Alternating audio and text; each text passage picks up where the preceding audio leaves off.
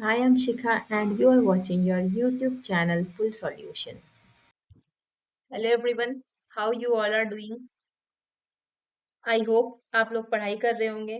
And हम लोगों ने प्रीवियस लेक्चर्स में बिजनेस स्टडीज के first function of management complete कर लिया है। अब हम लोग सेकंड फंक्शन ऑफ मैनेजमेंट की तरफ मूव करने वाले हैं। And second function of management is organizing. Organizing क्या होता है, ऑर्गेनाइजिंग के क्या कॉन्सेप्ट्स हैं, why organizing is important and how we can organize, क्या ऑर्गेनाइजिंग प्रोसेस है, ये सब हम लोग इस लेक्चर में कवर करने वाले हैं। सबसे पहले हम लोग कॉन्सेप्ट देखते हैं, ऑर्गेनाइजिंग होता क्या है। So preparing organisational structure is organising. अगर हम ऑर्गेनाइजेशन में स्ट्रक्चर फॉर्म कर रहे हैं तो that process is known as और that function of management is known as organising. Management में हम लोग सिर्फ प्लान नहीं करते, हम लोग ऑर्गेनाइजेशनल स्ट्रक्चर भी प्रिपेयर करते हैं। एंड हम लोग ये भी चेक करते हैं कि हर एक ऑर्गेनाइजेशनल स्ट्रक्चर में प्रॉपर रिसोर्सेज हो, लाइक ह्यूमन रिसोर्स प्रॉपरली हो, बाकी रॉ मटेरियल्स जो रिक्वायर्ड है, फाइनेंशियल रिसोर्सेज प्रॉपरली हो। All these resources are equally distributed in organizational structures in all departments of organization. तो ऑर्गेनाइजेशनल स्ट्रक्चर प्रिपेयर करना is the first step of organizing. And organizing में हम लोग किसी भी ऑर्गेनाइजेशन के लिए एक स्ट्रक्चर बनाते हैं। लाइक सबसे पहले सीईओ होते हैं, उसके नीचे मैनेजर्स होते हैं, उनके नीचे डिपार्टमेंट्स डिस्ट्रीब्यूटेड होते हैं, हर डिपार्टमेंट के अपने मैनेजर्स होते हैं, फिर सुपरवाइजर्स एंड लास्ट में वर्कर्स होते हैं। तो these are the organizational structure. Next, derive from organism. Organizing जो वर्ड है वो ऑर्गेनिज्म से डिराइव किया गया है, क्योंकि ऑर्गेनिज्म में हर किसी भी ऑर्गेनिज्म में, अगर ह्यूमन का एज हम ऑर्गेनिज्म देखें तो ह्यूमन के हैंड, लेग, ये सारे अलग अलग फंक्शंस करते हैं, ये अलग अलग मूवमेंट के फंक्शंस करवाते हैं, लेकिन ये सेपरेट फंक्शंस साथ में काम करते हैं एक ह्यूमन बॉडी को वर्क कराने के लिए। तो ऑर्गेनाइजिंग को हम लोग ऐसे ऑर्गेनिज्म से लिए हैं, वर्ड से, एंड सेपरेट बॉडी पार्ट से, जो कि एज अ सिंगल यूनिट काम करते हैं, एज अ ह्यूमन बॉडी काम करते हैं। Next, number third is harmonious adjustments.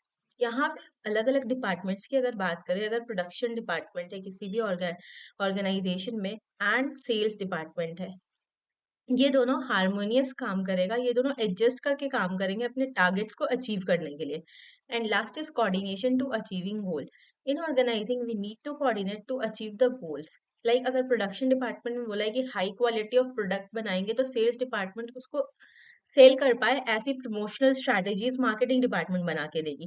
तो कोऑर्डिनेशन यहाँ पे जरूरी है, so that ultimate goal of any business, that is profit making या फिर सर्वाइवल इन द मार्केट या फिर capturing of market, can be achieved. So organization ये प्रोसेस है जहाँ पे हम ऑर्गेनाइजेशनल स्ट्रक्चर प्रिपेयर करते हैं, जहाँ पे हम लोग और ऑर्गेनिज्म से डिराइव किया गया है, जहाँ पे हम लोग हार्मोनियस रिलेशनशिप बनाते हैं एंड कोऑर्डिनेट करते हैं to achieve the goal. Last target सारे फंक्शन का अचीविंग द गोल ही होगा, क्योंकि management is done for achieving the goal and success of any organisation.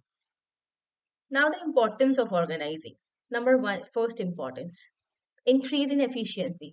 अगर हम ऑर्गेनाइजेशनल स्ट्रक्चर प्रॉपरली बना रहे हैं, अगर हम ऑर्गेनाइजिंग प्रॉपरली कर रहे हैं, कहाँ पे कौन सा काम होगा, प्लानिंग करने के बाद हम उसको ऑर्गेनाइज, लाइक हमने प्लान कर लिया कि हमने ए प्लान को फॉलो करना है, एंड कैसे कैसे करना है ये हमने स्टेप्स डिसाइड कर लिए। अब हम ऑर्गेनाइज करेंगे ना कि रॉ मटेरियल अगर लाना है तो कहाँ से लाना है, ये तो प्लानिंग का पार्ट हो गया, लेकिन इसको ला के कैसे यूज करना है, that is part of organizing. किस डिपार्टमेंट को कितना फाइनेंस जाएगा, that is part of organizing. वो काम कैसे करेंगे, that is part of organizing. So efficiency increase होगी क्योंकि स्पेशलाइजेशन इंक्रीज होगा। Next type is second, optimum human effort. In organizing, human efforts are optimum because every department have their target. यहाँ पे हम लोग डिपार्टमेंट वाइज काम कर रहे हैं, जो डिपार्टमेंटल टारगेट्स है, हर डिपार्टमेंट में कुछ लोगों को डिवाइड कर दिया जाता है एंड वो अपने एफर्ट्स को 1000% देते हैं। Number three is balanced activity. Organizing से एक्टिविटीज बैलेंस्ड हो जाती है। सेल्स डिपार्टमेंट सिर्फ अपना काम करेगा, प्रोडक्शन डिपार्टमेंट अपना काम करेगा, मार्केटिंग डिपार्टमेंट अपना काम करेगा, तो उससे एक हम एक्टिविटीज को बैलेंस कर पाते हैं between different departments and different impacts. Next, incentive to growth. जैसा यहाँ पे लिखा है स्पेशलाइजेशन होता है, तो स्पेशलाइजेशन से ग्रोथ एवेन्यूज बढ़ते हैं, अपॉर्चुनिटीज इंक्रीज होती है। अगर हम एक ही काम को प्रॉपरली कर रहे हैं और बार बार कर रहे हैं, तो we get deeper insight of that activity, that leads to growth and development of any person. And promotions etcetera में भी ये बहुत हेल्पफुल होता है। Next, development and training to manager. Organizing से हम मैनेजर्स को ट्रेन कर सकते हैं, डेवलप कर सकते हैं, क्योंकि वो एक टाइप का जॉब बार बार परफॉर्म कर रहे हैं, तो वो एक ट्रेनिंग हो जाती है उनकी, एंड डेवलपमेंट, सेल्फ डेवलपमेंट भी होता है। ऑर्गेनाइजिंग के टाइम पे हम मोटिवेट करते हैं एक दूसरे को, सो दैट काम प्रॉपरली हो सके। Now moving on to next slide. Next is organizing process. Organizing में कैसे कैसे क्या क्या प्रोसेस फॉलो होता है ये हम लोग समझेंगे। तो हम लोग एग्जांपल लेते हैं, एक मैन्युफैक्चरिंग यूनिट का एग्जांपल ले लेते हैं और एक ट्रेडिंग यूनिट का एग्जांपल ले लेते हैं। ऐसे हम लोग समझ जाएंगे कि दोनों टाइप के ऑर्गेनाइजेशन में कैसे ऑर्गेनाइजिंग होती है। Number first process, identification of division of work. सबसे पहले हम डिवाइड आइडेंटिफाई करेंगे एंड डिवाइड करेंगे वर्क। हम प्लान बना लिया है कि हमने ये काम करना है, इतने टाइम तक करना है, और क्या क्या प्रोसेस होंगे ये हमने प्लान बना लिया। अब हमको ऑर्गेनाइज करना है उस प्लान को, सो दैट वो इम्प्लीमेंट हो सके। Organizing is a implementing stage of planning, implementing stage of planning. तो हमने प्लान बना लिया, अब इम्प्लीमेंट करना है। अब हम सबसे पहले आइडेंटिफाई करें और डिवाइड करें वर्क्स को। अगर मैन्युफैक्चरिंग यूनिट है तो हमको आइडेंटिफाई करना है कि कौन से प्रोडक्ट का मैन्युफैक्चरिंग करना है, कि प्रोडक्ट जो मैन्युफैक्चरिंग प्लानिंग में हमने डिसाइड कर लिया है, सॉरी, प्लानिंग में हमने डिसाइड कर लिया है कि कौन से प्रोडक्ट का मैन्युफैक्चरिंग करना है। अब हमको डिसाइड करना है कि कौन कैसे मैनेज होगा, ऑर्गेनाइज कैसे करेंगे हम डिफरेंट डिफरेंट प्रोडक्ट्स को, कब कौन सा प्रोडक्ट बनेगा, कितने क्वांटिटी में कौन सा प्रोडक्ट बनेगा, एंड किस तरह से हम प्रोडक्ट बना रहे हैं। ये सब ऑर्गेनाइजिंग का पार्ट है। जब एक्चुअल में काम होना शुरू होता है तो ऑर्गेनाइजिंग प्रोसेस में आ जाती है। अगर ट्रेडिंग कंपनी है तो हम ये आइडेंटिफाई करेंगे कि हम प्रोडक्ट लेके तो आ रहे हैं, क्योंकि प्लानिंग में डिसाइड हो गया होगा कि हम कहाँ से प्रोडक्ट लेके आ रहे हैं, लेकिन उसको कॉस्ट एफिशिएंट कैसे बनाया जाए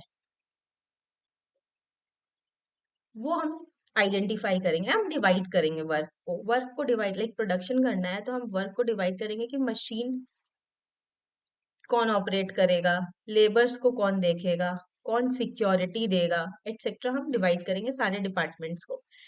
कौन ऑफिशियल काम करेगा जो कि प्रोडक्ट्स की देख रेख करेगा, वेयर हाउसिंग कौन करेगा, बिलिंग कौन करेगा, अनलोडिंग लोडिंग किसके काम होगा। ट्रेडिंग में अगर हम लोग देखेंगे कि डिवाइड करना है वर्क को, तो सामान आएगा उसका रिकॉर्ड कीपिंग कौन करेगा, एजेंसी वर्क कौन कौन करेगा, एंड उसके बाद हम लोग ये देखेंगे कि कैसे सामान बाहर निकल रहा है, मतलब in and out of stock कैसे हो रहा है, ये ऑर्गेनाइज करें। Next is departmentalisation.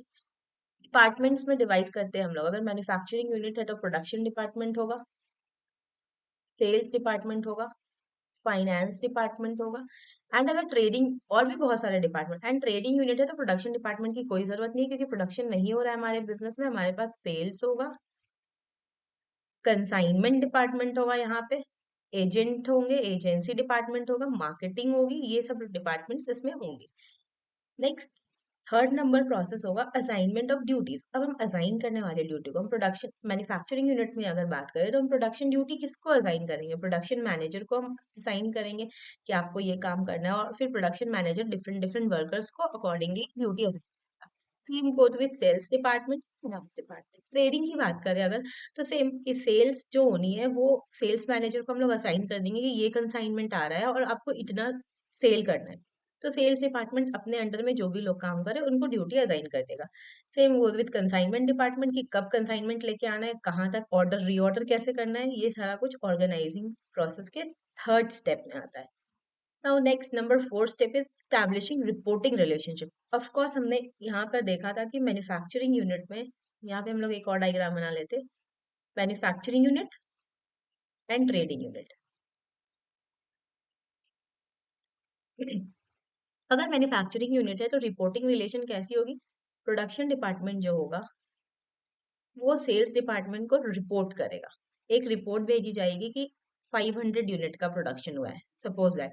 Sales department को ये रिपोर्ट जब तक नहीं भेजा जाएगा तब तक सेल्स डिपार्टमेंट कैसे अपनी स्ट्रैटेजी बनाएगी टू सेल दीज प्रोडक्ट। तो एक रिपोर्टिंग रिलेशनशिप स्टैब्लिश करना होगा। Same goes with trading department, जो कंसाइनमेंट डिपार्टमेंट है, जिसने कंसाइनमेंट मंगवाया है, तो वो क्वालिटी के बारे में, क्वांटिटी के बारे में and other features of the goods के बारे में रिपोर्ट करेगा टू द सेल्स डिपार्टमेंट। क्योंकि उन्हें सेल करना है प्रोडक्ट को, उनको स्ट्रैटेजी बनानी है related to product. Next is delegation of authority. Of course यहाँ पे अगर हम बात करें जनरल मैनेजर की या सीईओ की बात करें या फिर चलिए प्रोडक्शन मैनेजर की ही बात करते हैं, तो वो बर्डनफुल हो सकता है अगर हम बहुत सारे प्रोडक्ट्स का प्रोडक्शन कर रहे हैं। अगर हम 3-4 प्रोडक्ट को, अगर हम फर्नीचर लाइन में तो हम टेबल, चेयर, बेंचेस एटसेट्रा सब कुछ ही बना रहे हैं, तो फिर हम लोगों को डेलीगेशन करना पड़ता है अपने अथॉरिटीज को। एक इंसान ये सारे डिपार्टमेंट्स को नहीं देख सकता, तो ये अपने सुपरवाइजर को ड्यूटी डेलीगेट कर देता है। डेलीगेशन ऑफ अथॉरिटी का मतलब है अपना काम किसी और को देना। ये हम लोग आने वाले लेक्चर्स में क्लियरली देखेंगे कि डेलीगेशन होता क्या है। Next next is coordination. Coordination of का मतलब है कि एक डिपार्टमेंट का दूसरे डिपार्टमेंट के साथ हार्मोनियस रिलेशनशिप होना, कोऑर्डिनेशन बैठना। फॉर एग्जांपल अगर सेल्स डिपार्टमेंट की कैपेसिटी नहीं है 500 यूनिट सेल करने की अभी, तो ये प्रोडक्शन डिपार्टमेंट को बहुत कोऑर्डिनेटली बोलेगा कि 500 यूनिट की प्रोडक्शन आप मत करिए, आप 450 यूनिट की प्रोडक्शन करिए। या मार्केटिंग डिपार्टमेंट बता देता है कि नहीं, कस्टमर का डिमांड इतना है, उसके हिसाब से सेल्स डिपार्टमेंट फिर प्रोडक्शन डिपार्टमेंट से बात कर लेता है।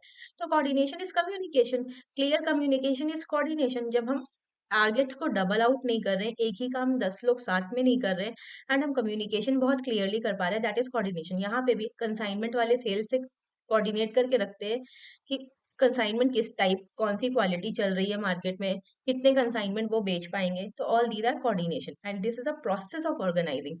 एक बार समराइज करते हैं। सबसे पहला प्रोसेस है identification and division of work. हम आइडेंटिफाई करेंगे कि क्या क्या काम हमको करना है एंड डिवाइड करेंगे। Number 2 is departmentalization. हम डिपार्टमेंट्स में डिवाइड करेंगे अपने ऑर्गेनाइजेशन को। Next is assignment of duty. हम हर एक डिपार्टमेंट को ड्यूटी असाइन कर देंगे सो दैट टाइमली कंप्लीट हो पाए वो काम। And next number 4 is establishing reporting relationship. हम एक डिपार्टमेंट को दूसरे डिपार्टमेंट से रिपोर्ट एक्सचेंज करने का रिलेशनशिप को स्टैब्लिश करेंगे। Next is delegation of authority. अगर कोई डिपार्टमेंट बहुत हेवी बर्डन है, वर्क उसके पास ज्यादा है, तो वो अपने ड्यूटी को डेलीगेट कर सकते हैं to their subordinates. And last is coordination. Coordination is harmonious relationship और clear communication between different departments. Horizontally भी हो सकता है कोऑर्डिनेशन एंड वर्टिकली भी हो सकता है कोऑर्डिनेशन। कोऑर्डिनेशन को हमने प्रीवियस लेक्चर्स में देखा है डिटेल में। Go and check that video. So I hope clear हुआ होगा आपको ऑर्गेनाइजिंग का concept. We will go in next lecture in deep into organizational structures and all. Thank you for